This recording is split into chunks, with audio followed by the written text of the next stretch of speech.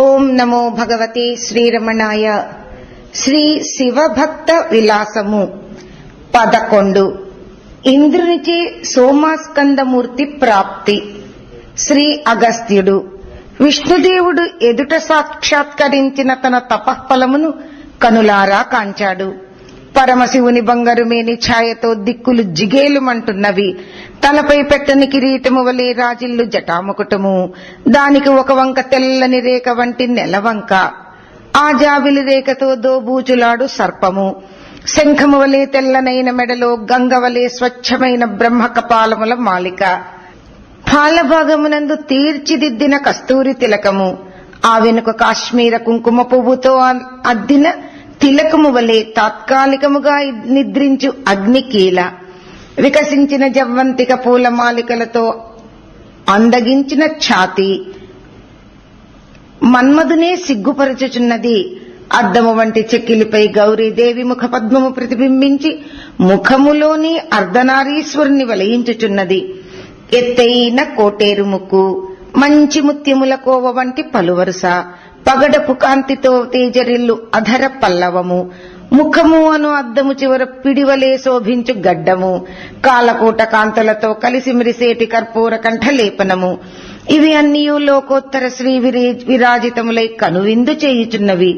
2 చేతులలో పరశువు, ఎర్రని జింకపిల్ల కలిగి మరి 2 చేతులు అభయ వరద ముద్రలతో జగతికి ధైర్యము స్థైర్యము ఇచ్చుచున్నవి.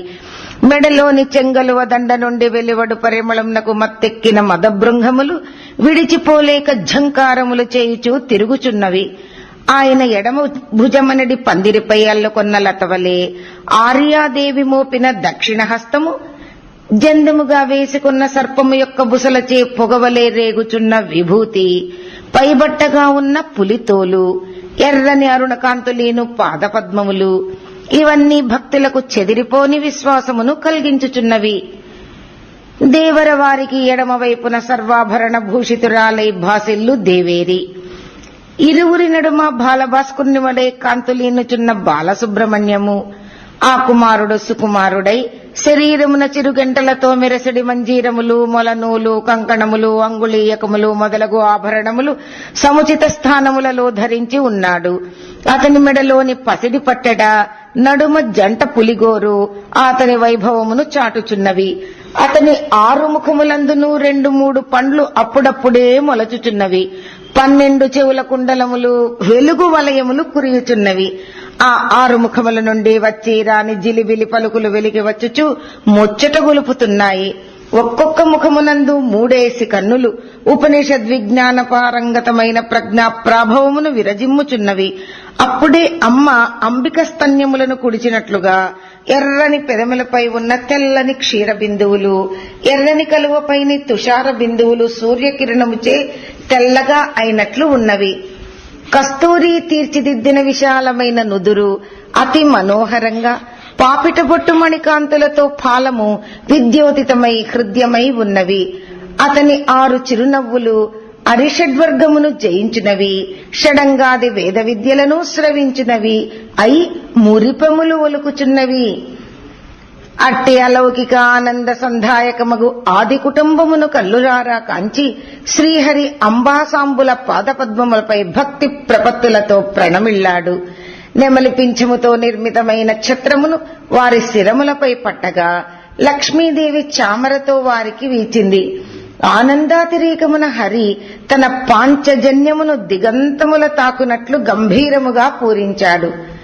అంతట సోమాస్కంద శివమూర్తి నమస్కరించి ఉన్న విష్ణువుతో ఇట్లన్నాడు: తండ్రి, నీ భ్రూణ హత్యా దోషము నశించినది.